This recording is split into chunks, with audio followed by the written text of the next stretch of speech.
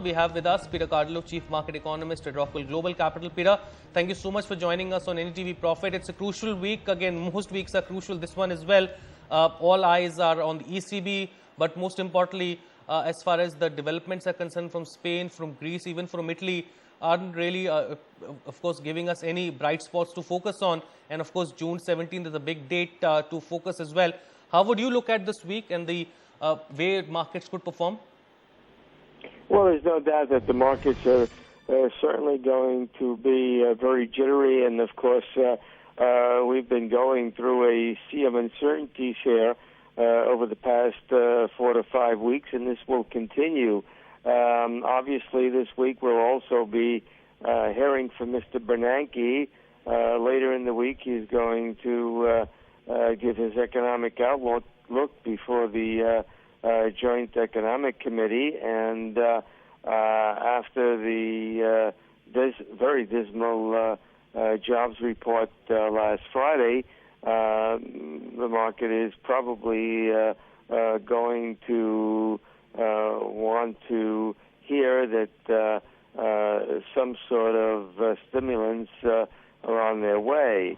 But the problem, of course, remains with Europe, and I think that we've gotten to the point now where the markets are basically going to force the European Union to take action, and there have been reports that perhaps a more expanding pact, fiscal pact in Europe is going to take shape.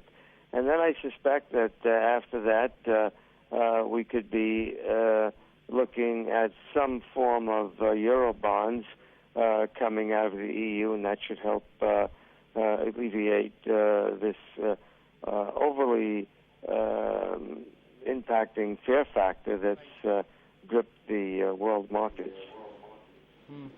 The recent economic data from the US has not really been supportive of the kind of momentum that we have seen in that market. So if we start to see economic data fizzle out, the reports coming in below expectations, do you think even the US markets to start to underperform? Because till about now, the US has somehow managed to withstand the onslaught that has been witnessed across global equities. Could US be the next casualty if the data is not really supportive?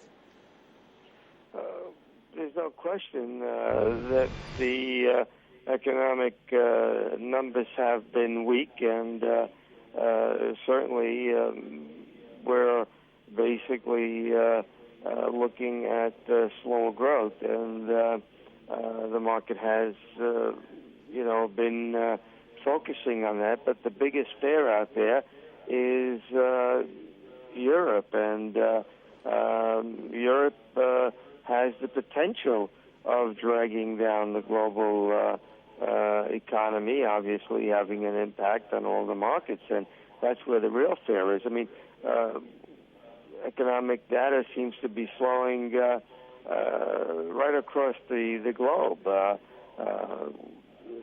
That's not to say that that we're in danger of an imminent recession, but certainly if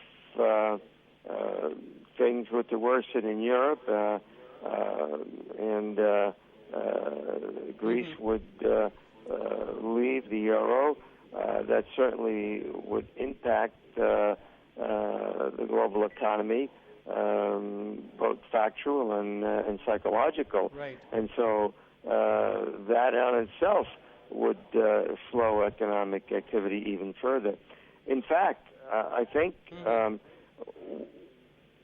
one of the major reasons why we've seen a slowdown in hiring, you can attribute it, as some of the commentators are talking about. Perhaps we had extremely mild weather, but I think the real reason is the fact that there's that fear factor, the fear factor of the economy slowing because of Europe and not knowing what's going to happen in Europe, and then also the domestic elections here in the States.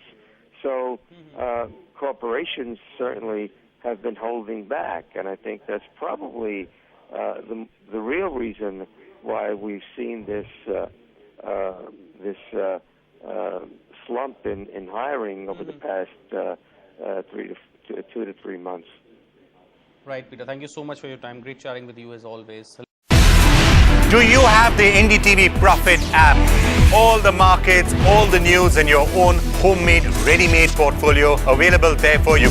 We will right now answer what you should sell, what you should buy when markets are down. Download at ndtvprofit.com/apps. Get the best app from the channel you trust.